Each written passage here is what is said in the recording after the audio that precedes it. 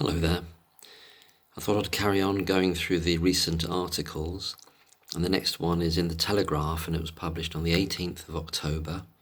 I'll put a link below so you can see the article without a paywall. And it's written by Anouk Curry and Sarah Napton, who've been doing some brilliant work thus far, and this is another really excellent article in respect of the insulin tests that were done. The title is Insulin Tests Used to Convict Lucy Letby Cannot Be Relied Upon, Scientists Say. And people have been saying this for quite a while now. There's more scientists obviously coming into the story, as it were, to state that they just simply can't be relied upon. And indeed, the laboratory notes said themselves, in respect to those tests, that they shouldn't be relied upon in respect of synthetic insulin trying to test for that. Subheading is Specialists Argue Results Are Notoriously Unreliable as Antibodies Can Cause Interference. And there's a whole range of potentials for interference, but I'll just read through the article and make any comments. And then there's a couple of tweets that I wanted to read out that I think are really well constructed, and obviously they're from very good sources. And I'll just read this article first though. Insulin evidence in the case of Lucy Letby cannot be relied upon. 5 experts have told the Telegraph. Lucy Letby was convicted of killing 7 infants and attempting to murder 7 more, with the prosecution claiming that she had poisoned 2 with insulin. The insulin cases relied on laboratory readings which showed abnormally high levels of insulin but low levels of C-peptide, a byproduct that should be present at a significantly higher level than the hormone when insulin is naturally produced by the body. Okay. However, specialists have now said that it was wrong for scientists representing Liverpool clinical laboratories to insist that the only explanation was insulin poisoning, warning that the tests are notoriously unreliable as antibodies can cause interference. Dr. Adel Ismail, a retired consultant in clinical biochemistry and chemical endocrinology, who was the head of an NHS pathology lab for 25 years, said that at least 1 in every 200 immunoassay tests, those are the tests that were done, is wrong, and believes from personal experience that the figure is closer to 1 in every 100 and possibly higher. Which kind of tells you that they just don't know how many are wrong, do they? Of all the technologies, he says, we use in the lab for measurements, the one with the highest error rate is the immunoassay, and this is usually due to interference in the individual sample. There was no mention of this, he goes on to say. I think he means, no mention of it in the trial. So the next section is headed Only One Outcome. The Liverpool laboratory was asked to carry out tests known as immunoassays by the Countess of Chester Hospital in August 2015 after the blood sugar of baby F dropped unexpectedly. In April 2016, the same thing happened to baby L. At Lucy Letby's trial, Dr. Anna Milan, a biochemist at the lab, told the court that in the case of baby F, the only way you can get a pattern like that is if there's insulin that has been given to a patient. In the case of baby L, she said there was only one outcome, and that was insulin from an external source. However, Dr. Ismail said that immunoassays can give false readings because of the substance used in the tests known as a reagent. The insulin test uses antibodies as a reagent, but it means that antibodies in a patient's blood can interfere with the reading. A patient's blood this is a quote now, a patient's blood can contain antibodies with 10 billion different permutations that by sheer chance can interact with the test, causing falsely high or falsely low results, and these results can be extreme, he added. He goes on to quote, there are so many reasons where antibodies are present in one's body. If you have an infection of any form, you create more antibodies. That's a very important link there, that he's bringing in infection. And that's the issue that Dr. Scott McLachlan was talking about well over a year ago, the link of signs and symptoms of infection that runs through all the babies that end up as charges on the indictment.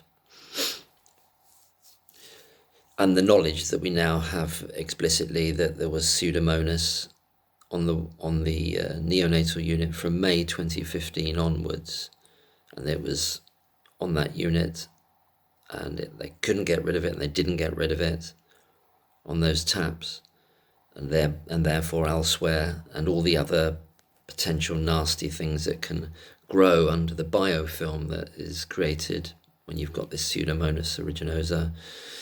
That was running all the way through this period, what some people call the indictment period, so running from mid-2015 to mid-2016. In February, a team from the Philadelphia Children's Hospital published a case report in which a baby girl was admitted to hospital and found to have elevated insulin levels with low C-peptide.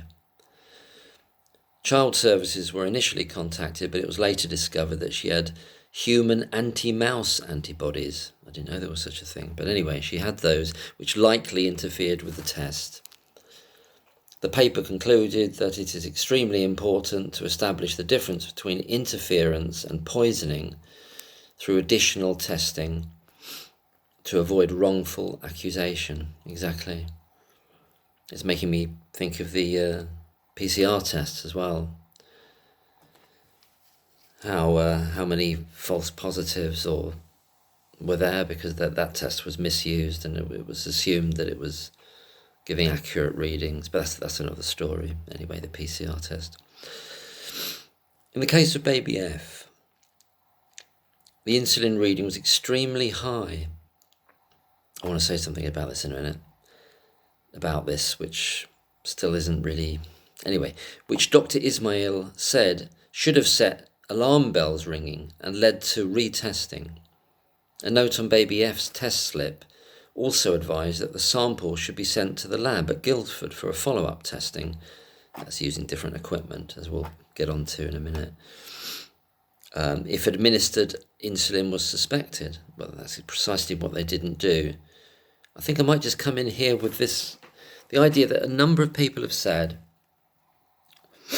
including, I think, Science on Trial, a number of other people with medical and scientific backgrounds have said very clearly over the last number of months, or over the last year really, that in the case of baby F and baby L, that both the readings suggesting that there's this exogenous or synthetic insulin has been given were so high that if you took the readings for what they were so high that such a reading would be likely to put a fully grown adult into a coma or possibly kill them. And so therefore you can extrapolate from that for a very, very young neonate, it would have definitely have killed those babies, but they weren't harmed at all. Yes, there was a bit of a period where they were trying to regulate the blood sugar, but both babies left hospital and they weren't harmed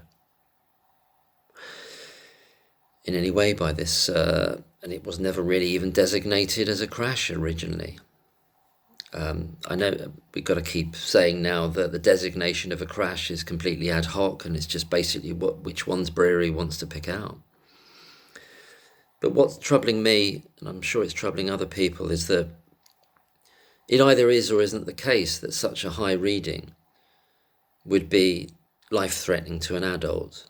If that's the case, then those tests can't be reliable, as well as for the other reasons that are being adduced here in this article. But if only for that reason, they can't be reliable, because of the lack of effect on those babies, the lack of effect on them.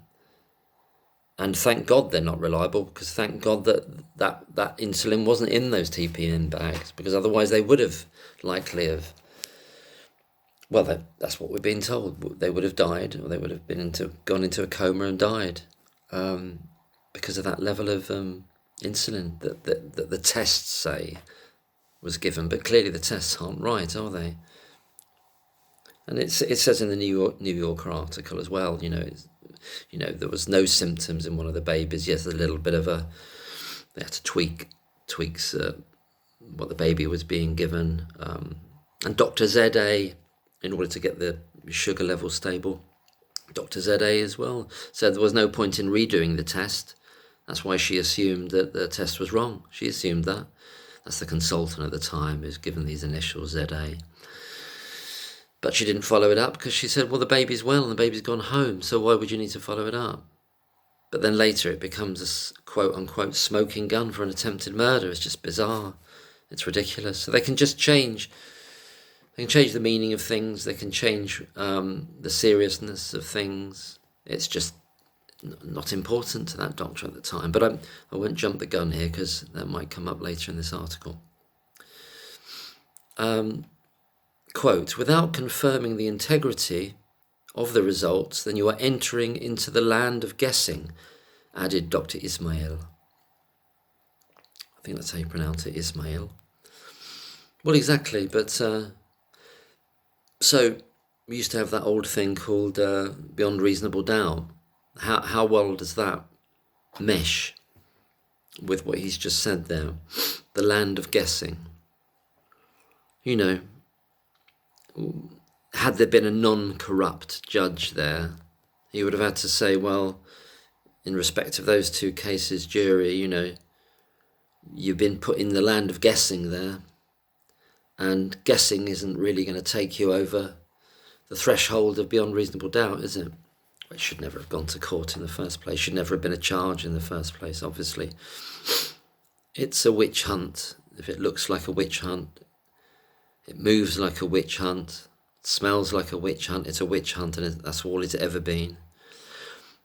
Moves on to another expert here. Professor Alan Wayne Jones, a forensic toxicologist, also said he had similar concerns about the insulin reading for baby F.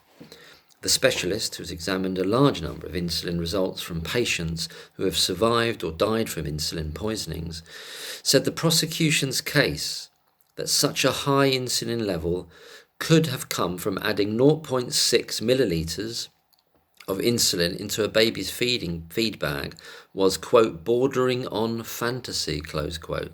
So that's another argument here, that reading could have never come from what the prosecution stated was that amount of insulin.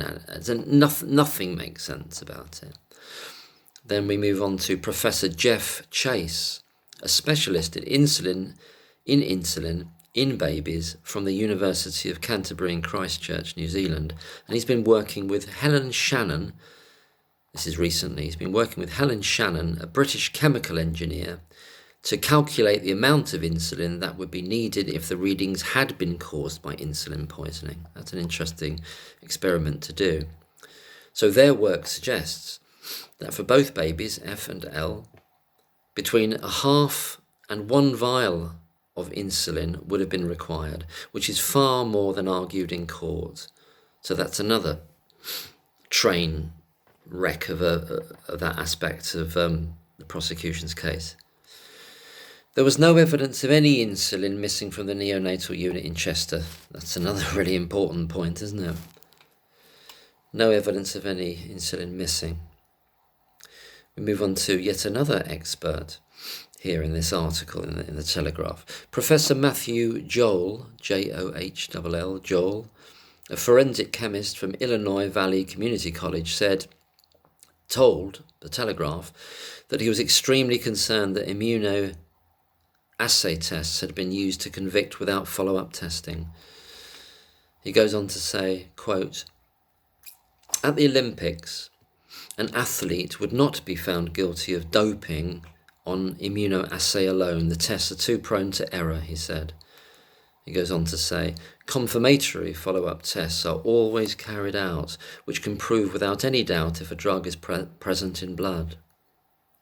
They weren't worried about it, the doctors at the time at the hospital. They let it go because they thought this is obviously this test's wrong. It was fine for them then to consider it was wrong, but then the story has been worked up so much down the line that they can no longer go with that. So they have to change it all retrospectively and say, no, it's something else. He goes on to say, this gentleman, yet we have people going to prison for murder or attempted murder based off immunoassays. This is insane, close quote. He added, quote, we need an honest discussion. We need an honest discussion about the fact that they produce readings that can be completely false, close quote. The doctor at the Countess of Chester who received the results of child F in 2015, that's this Dr. ZA, by the way, told the Thirlwall inquiry that she thought, quote, the test being wrong was the only explanation.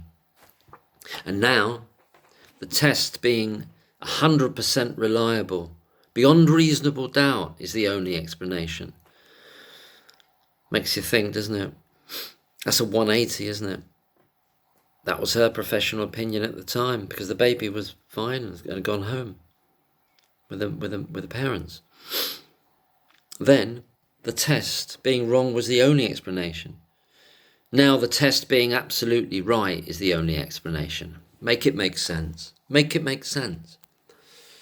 She said she did consider whether insulin could have been delivered deliberately, but, quote, this seemed absurd and ridiculously unlikely.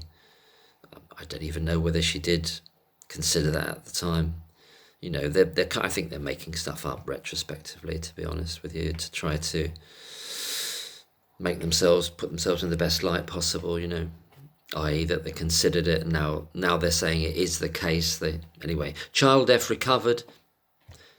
Well, you know, and the high insulin readings were not discovered until after Lucy Letby was arrested. But we have, as mentioned in a previous video, we have this situation where this Dr. ZA sends this information when she's on maternity leave, isn't she? And she sends her memory. It just comes into her mind because, of course, the doctors are all talking. You know, via the back channels, they're all talking about it, and they're focused on Lucy Letby. So she just think, oh, that thing that I thought the only explanation was that the test was wrong. Oh, I think I'll run that by Steve Breary. You know, she contacts him, she emails him, and he keeps it to himself for a year before he ever mentions it, and then he pretends as though he's found it. So that's all. I covered that in a previous video. It's all hideous beyond belief.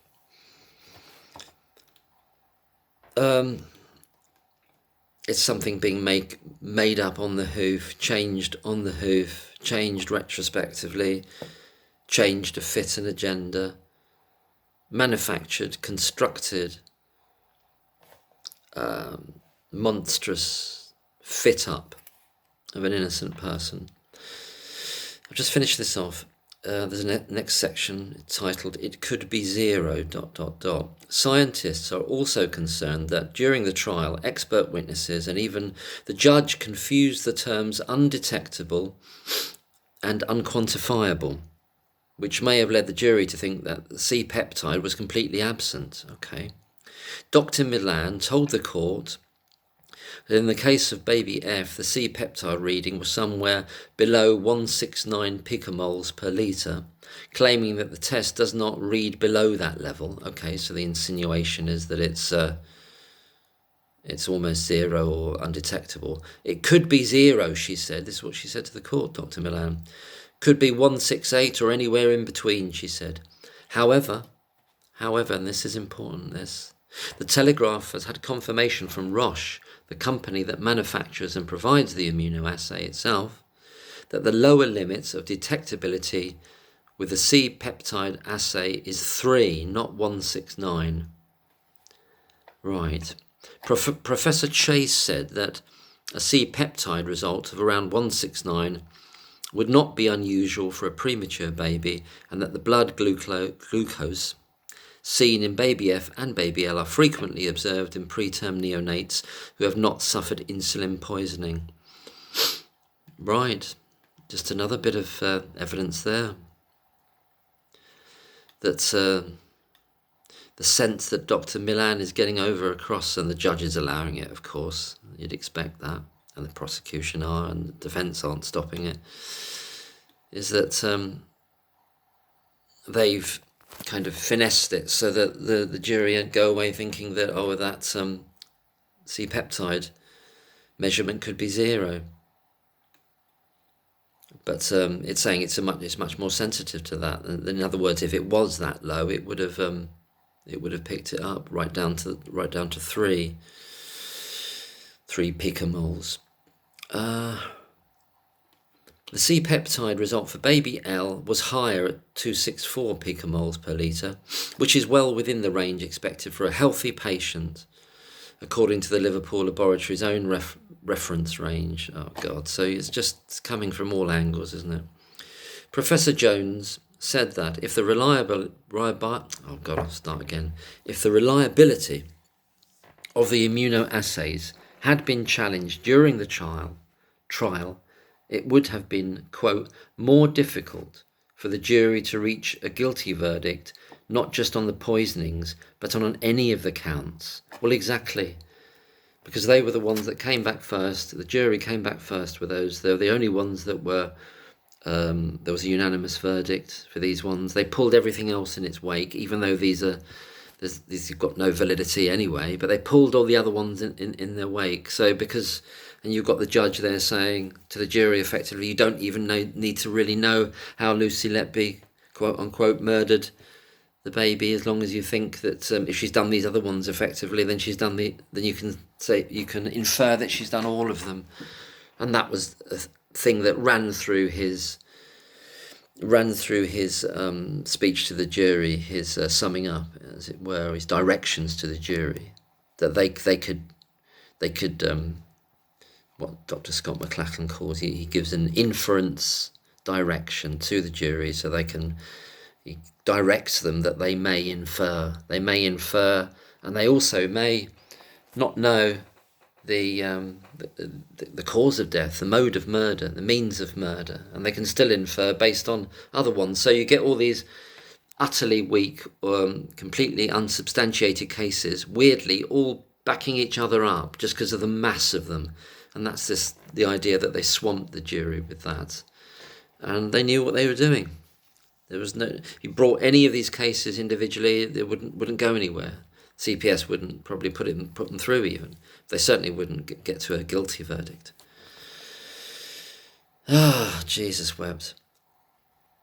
Dr. Ismail and Professor Joel have spoken about the limitations in immunoassays previously, including in the case of nurse Colin Norris, who was accused in 2002 of murdering 4 elderly patients with insulin and attempting to murder another. His case has been referred back to the Court of Appeal by the Criminal Cases Review Commission because of serious concerns about the safety of the convictions.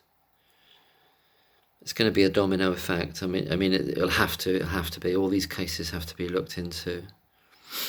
All these instances where I think they've blamed nurses for what's happened, for deaths. It's just appalling. Dr. Ismail believed that history is repeating itself. I think you're right, Dr. Ismail. I know you're right. Quote from him, at least 3 nurses in the UK have been accused, rightly or wrongly, of giving insulin with criminal intent on the basis of laboratory tests which are not robust enough to justify that conclusion, not based on solid ground. That's what Dr. Ismail said. He's absolutely right, of course.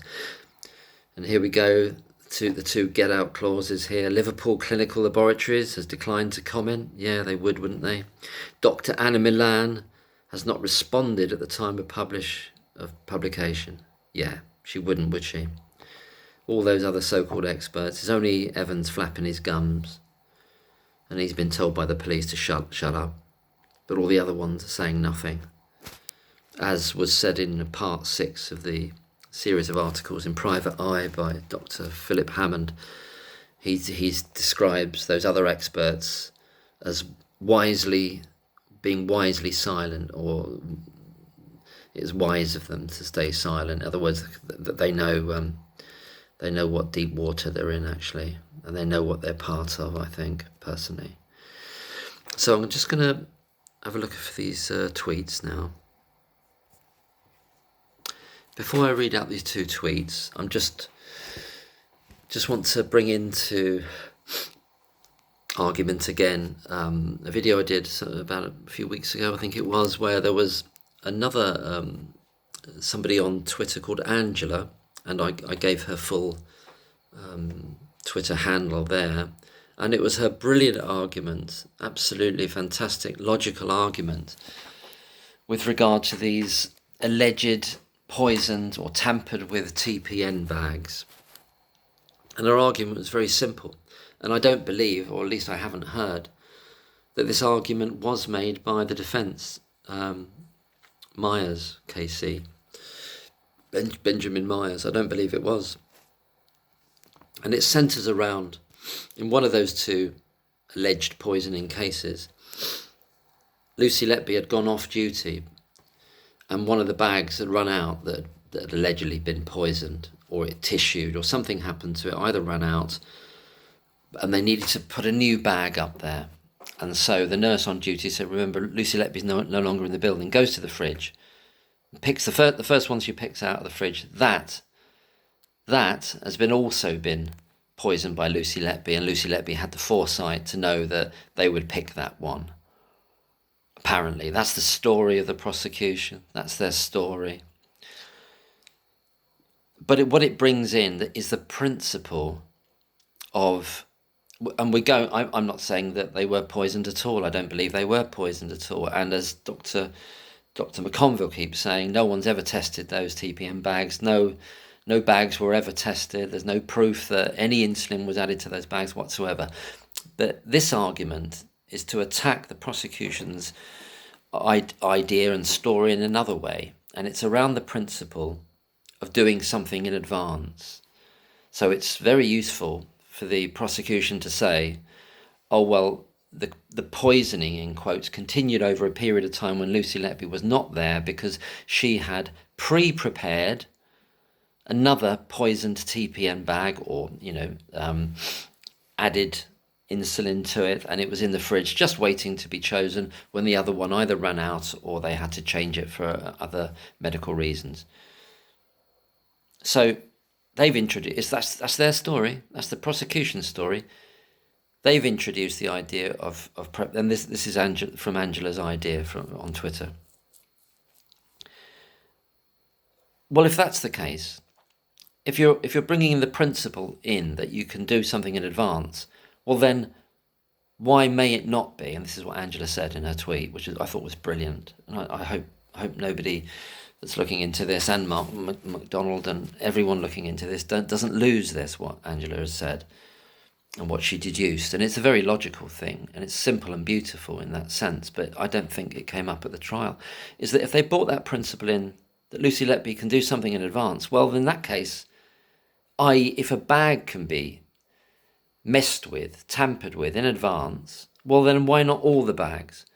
Why not the initial bag when Lucy Letby was on duty there, that they're blaming her for, that she hung up? And why not the bag in the other case, so for both babies F and L? So then it doesn't matter whether she's on duty or not when the so-called crash, or when the change happens to the baby's blood sugar level, when the baby goes hypoglycemic. It doesn't matter, because those bags may have been tampered. Well, when? And by whom then? And therefore the rota doesn't matter. Therefore, why would you pin it on Lucy Letby just because she's on duty that day? If you're saying that a bag can be tampered with, well, why couldn't it be tampered with a week ago, 10 days ago, 4 days ago, on a day where Lucy Letby isn't on duty? How do you know when it was tampered with? If that's your story, that you're saying they were tampered with in advance.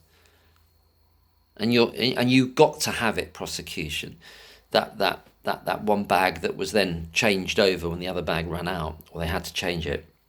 Lucy Letby's gone off duty. Oh yeah, but she did that one in advance, knowing it might happen, just as a backup for the attempted murder. Well, then they could all have been done in advance by somebody else on a day in which you don't know what the day is, so you don't know who was on the rota. It demolishes their story about this. I think it's absolutely immensely powerful, that as an argument to destroy their story, leaving aside the fact that I think that there's no poisoning gone on at all, and there's nothing in the TPN bags, and there is no tampering with them, or there's no deliberate tampering with them at all. But to destroy their story, so they can't have it their way, that, oh, for one of them she can do it in advance, well then that must necessarily apply for all of the bags. So just to reiterate, that was from a lady called Angela, that I did a video about this very specifically, and I gave her full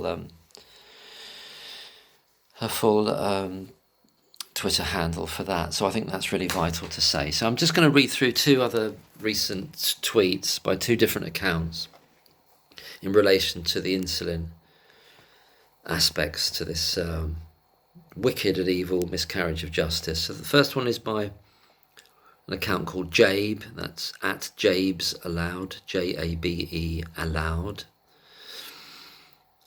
And it's just talking about this Dr. ZA who allegedly found the original test at the time and thought, and as we heard before from that article, said it has to be wrong. The only explanation is that the test is wrong.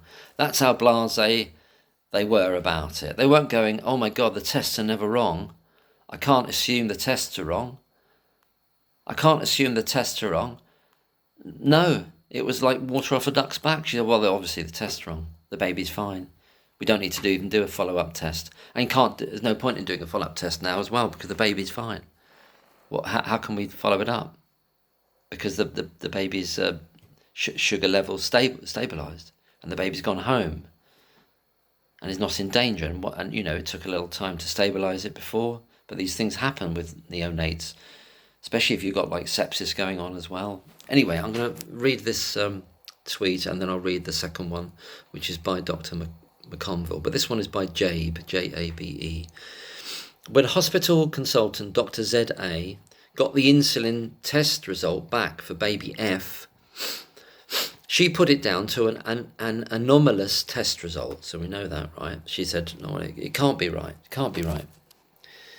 At the Thirlwall inquiry, she said, quote, with neonatal blood samples, because they're so small and often difficult to obtain, we do get unusual results from time to time. And our normal practice, if something is outside of what we would expect, is to repeat the test. We obviously couldn't repeat the bloods at this point because child F was well and normal glucose level with a normal glucose level. Child F was well with a normal glucose level, so we wouldn't be able to repeat them.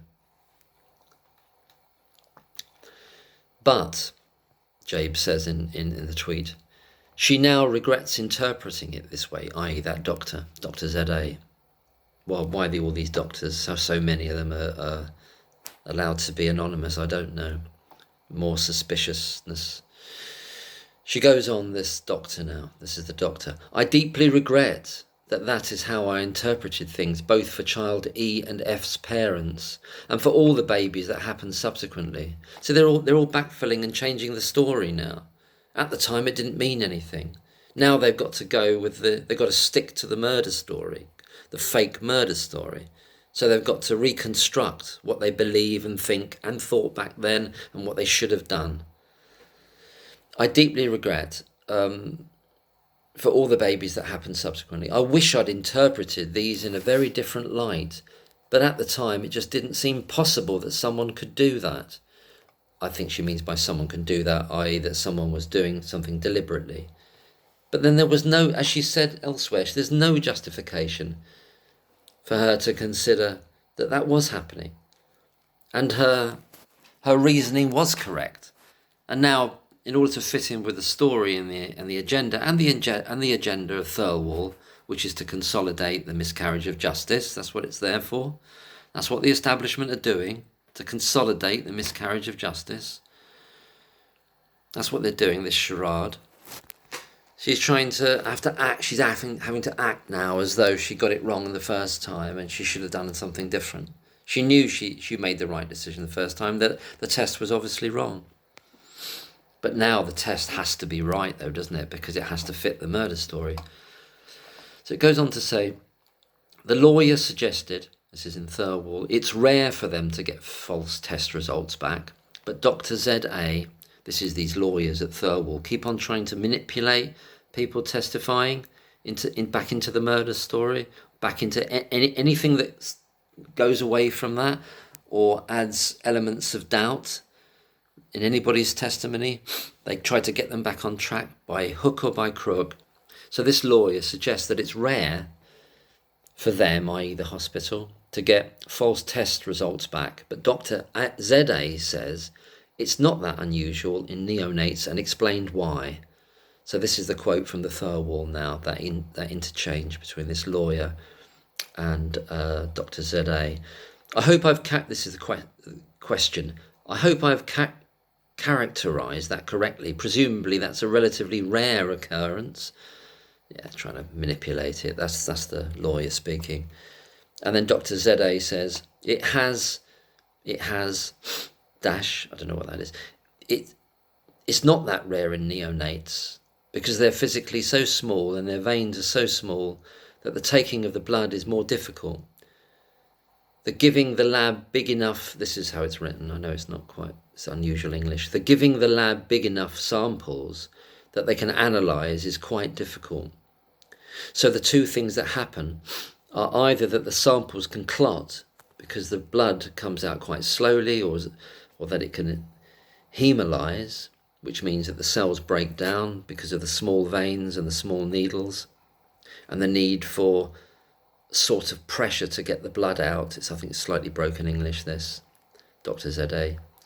So it would be relatively rare in older children and in adults, but it's something we saw not infrequently in neonates that would have slightly unexpected readings. So not infrequently. What does not infrequently mean? Well, frequently then, isn't it? Not infrequently. Well, not infrequently. Yeah, that's good enough for me. It's good enough. They'd have slightly unexpected readings and we would repeat them and they'd be okay. That's all very vague and generalised, isn't it? But it's the principle she's saying, that, yeah, the wrong readings can happen all the time, not infrequently. And then Jabe carries on here with the tweet. It was only in 2017, when Lucy Letby was under suspicion already and the police investigation was underway, that she began to worry, i.e. Dr. Z.A. She's on maternity leave and it pops in her head like it would do, yeah?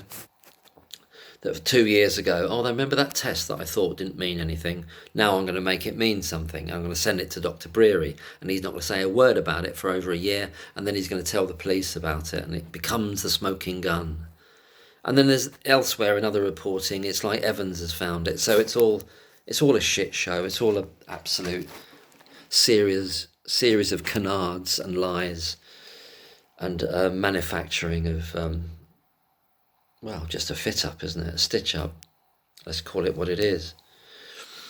So, 2017, Lucy Letby's under suspicion and the police investigation is underway. She begins to worry, Dr. Z.A., that exogenous insulin might have been administered by her, i.e. Lucy Letby, and she emailed Dr. Breary with her concerns. And then there's a question here Jabe poses. How come by the time of the court case the insulin reading was regarded as undoubtedly the result of exogenous insulin administered, when at the time it had been readily accepted by an experienced consultant as a false positive? So yeah, exactly. It has to change. The nature of it has to change. Bloody light. I'm losing the light. That's no good, is it? Can't get the light right. No, it's just sickening. I'm just going to read one more tweet out from Dr. McConville, which is really important as well, I think. And please listen to, if you would, Dr. McConville's The Other Side of Lucy Letby. I'm about a third of the way through his podcasts, and I will listen to them all in time. It takes me a long time to cogitate and go over things, and they're very dense in terms of the medical information and argument and discussion there. So it takes me time to incorporate it. So I take time over them. I can't rush through those things. So this is the next tweet I wanted to read from Dr. Michael McConville, and he is at Reason Over Fear. That's the address. If you're on Twitter, please follow him. Dr. Michael McConville, a brilliant man. At Reason Over Fear. And I'll read out his tweet here. Insulin tests used to convict Lucy Letby cannot be relied upon, scientists say. And then he references the article that I've just read from the Telegraph. And he goes on to say, Dr. McConville, and no particular expertise is required to know that. From the trial of baby L, Mr. Myers asks, from the trial of baby L, Mr. Myers asks, so that's the defence barrister, if a sample hasn't been handled correctly, will it affect the reliability of the findings, specifically in this case? Dr. Milan says that it can affect findings, but it, quote, wouldn't create insulin in this sample. And this is the crucial distinction that Dr. McConville makes, and I haven't got to the podcast specifically that he does in relation to babies F and L, so there'll be much more detail there to listen to as well. I'll put another link down to Dr. McConville's podcast and to these two tweets that I'm reading. She didn't say, this is Dr. McConville saying, she, as in Dr. Milan, did not say that the test wasn't measuring insulin. It doesn't measure insulin. Insulin immunoassays are designed to measure insulin concentration in biological samples by exploiting the specific binding between insulin and antibodies directed against it. However, these assays do not directly measure the peptide insulin itself, but instead detect the presence of insulin through its interaction with these antibodies. So it's measuring the antibody interaction. It's not measuring insulin. The primary reason for not directly measuring insulin with immunoassays is the complexity of the biological matrix and the presence of various insulin-related molecules such as proinsulin and insulin analogues, which can cross-react with the antibodies used in the immunoassays. This cross-reactivity can lead to inaccurate measurements of insulin levels, aka otherwise known as interference, I believe. And then Dr. McConville goes on to say, gas chromatography, GC for short, measures insulin when coupled with mass spectrometry, MS. So GC-MS, this form of testing, precisely identifies and quantifies insulin and its analogues based on their molecular mass and fragmentation patterns. And I remember now, just cutting in here, I remember now from Dr. McLachlan's Substack article about this, that this form of testing can actually determine even the make of the synthetic insulin, even because they're made by different companies. And there's a chain of acids, I think it's amino acids, but there's a chain of these molecules that are each slightly different depending on the brand or the make of synthetic or exogenous insulin that's been made by a company.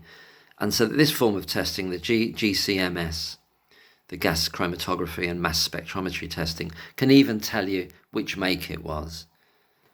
And so presumably certain hospitals probably stock one or other make, one or other brand, shall we say. And they've all got distinct fingerprint that then is revealed with this type of testing. But they didn't do that kind of testing. Oh no, they didn't do that.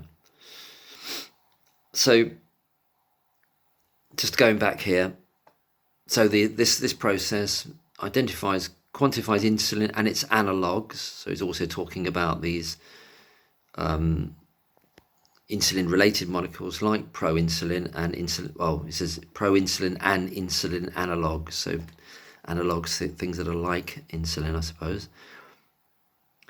On their molecular mass and fragmentation patterns, right? So it's just it's just very, very, very, very clear and precise identification testing method, isn't it? Especially in cases where unequivocal quantification is critical, such as diagnosing factitious hypoglycemia as a means of murder.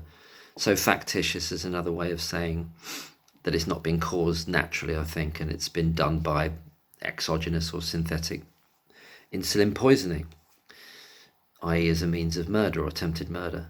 Combining chromatographic separation with mass spectrometric, it's hard to say. I'll start again. Combining chromatographic separation with mass spectrometric detection allows insulin detection at minuscule concentrations essential for clinical diagnostics, research and forensics analyses. And the sum of that argument here is that GCMS, that form of testing, provides, and he's put it in bold here, Dr. McConville, the only accurate and specific method for quantifying insulin. In other words, the immunoassays are not that. And they can't be that, and they're never that, and they've never been that. And he finishes his conclusion here, Dr. McConville, is, if we are going to lock away an innocent girl, can we at least have the decency to use the right technology to do it and not mislead jurors in the process? ? Well, yes, that's exactly what they didn't do, and because the blood samples have long gone, the defence didn't have a fair chance to retest those blood results.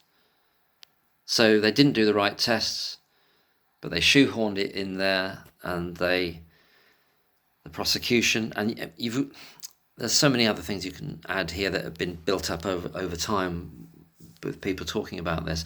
The other one is that Lucy Letby was put in a false position in her police interviews, that the police put it to her that quote-unquote experts had said that there had been deliberate tampering and there had been a poisoning. And she was kind of inveigled and forced and manipulated into saying, well, okay, yeah, if you say so. It's not for her to say that. She's not qualified to determine that. These tests are qualified to determine that, if there's been insulin added or not. She simply said, well, if that is the case, it's not me, I didn't do it. And then it leads to this catastrophic decision by the defence to have this agreed fact. So they've got agreed fact between the defence and the prosecution that they're not going to challenge the prosecution on the principle that someone tampered with those TPN bags. And that's devastating to Lucy Letby. They should never have done that. It's catastrophic. Because as I've said in many previous videos, the jury's watching that and saying, well, it's being admitted that someone did it, and they've quote unquote got her for all these other things. So how could it not be here? They're not looking at anyone else. There's no other candidates, even though it's all made up anyway, and there's no proof that there was anything added to those TPM bags. There's a whole host of reasons why those tests can be wrong. The right tests were not done and cannot be done now. So that was another. I'm losing my place a bit. There's so much of this, isn't there? So yeah, that's another. The agreed fact that the defence entered into with the prosecution was catastrophic for Lucy Letby. What he should, contrary-wise, what he should have done is said that my client was put in a completely false position by being manipulated and forced to agree to something that she did not have and could not have the experience or the knowledge to agree to, i.e. that the bags were tampered with. It was put to her and she was like pulled into their fiction and made to agree with it because they told her in the police interviews that it was the case, i.e. it was a fact. But it's not a fact. They forced it upon her and then they blamed her for agreeing with it, and then the jury's there saying, well, we've got no way of choosing anyone else here. There's only one person to choose. And are you trying to tell us there's more than one there's multiple killers there? It was devastating and catastrophic to do that. There's something else I want to say about the incident. Oh yes, covered in many other tweets and many other articles and other discussions going on right now is the third case that allegedly Evans found. I mean, we don't know the truth of all these claims and counterclaims, but allegedly Evans found a third insulin case. But this baby that he believes Lucy Letby was responsible for poisoning, this baby was sent to Alderhay, and Alderhay diagnosed the baby with hyperinsulinism, which would explain that there's overproduction of insulin, i.e. not a poisoning, something happening as a part of a disease process, or a condition that the baby had. And that was at Alderhay, a level 3 unit. They should know what they're doing, and clearly do. And yet, we've seen I think it was in the Private Eye article, there's so many articles out now and have been recently, in which Evans maintains, he thinks they're wrong. Because he has to, doesn't he? He has to think they're wrong. But the police didn't go with that one, presumably because of that diagnosis of hyperinsulinism. A question that springs to mind for me is that, is it possible, can you have temporary periods of hyperinsulinism, especially if there's sepsis and there's infection? Is that a possibility there? If one of the smoking guns, so-called, gets discounted by the police, well, why can't they all be discounted? You can see how they pick and choose. We're back to the cherry picking, the notion or the actuality of the cherry picking process, aren't we? If it doesn't fit there, somehow it doesn't fit, they can just let that one go. Just let that one go because the baby was diagnosed with an actual condition. But they'll try and shoehorn all the other ones in, you see. I think I've covered everything there. There's going to be more and more being spoken about this in terms of the insulin aspects. I mentioned the brilliant inference drawn and the argument made by Angela that I made a specific video about well over a week ago. Maybe it was a couple of weeks ago now. And those tweets by Jabe and by Dr. McConville, I'm looking forward to getting to the parts in Dr. McConville's podcast in relation to babies F and L respectively, and the more detail that he'll be going into there. There's also Substacks you can read. There's a very specific Substack that Dr. Scott McLachlan did in relation to insulin and these two so-called smoking gun cases. So there's a huge amount. It's blown out of the water. It's been destroyed as anything like.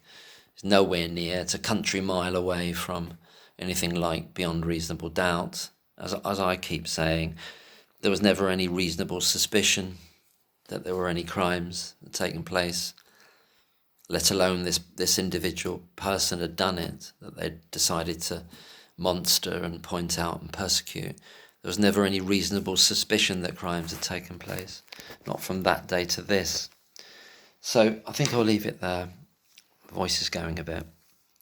Thanks for listening if you have, and all the best. And I think I'll keep working through these articles or keep reading through them and see what the next one says. And take care. It's got to be addressed, doesn't it? All this, and there can't be a bloody retrial. It's nonsense. Just quash the verdicts, quash the convictions. I mean, the idea that Evans is going to turn up and start when you've got some real experts on the defence team, is he going to stand a chance? Is he going to do that? No, he's finished. He's a psychotic, dangerous, psychotic grifter. He won't be turning up. The other experts wish they'd never gotten involved in this. They don't want to know anything about this. They're staying stum. And yeah, I don't think they'd want to turn up again either. They know they've been part of something absolutely evil that's going to follow them for the rest of their lives, and so it should, including that Dr. Milan that was giving very partial and very misdirecting information in that trial, as they all were, really, pretty much, as they all were. But obviously Evans at the spearhead of that. Thanks for listening. All the best. Take care. Bye-bye.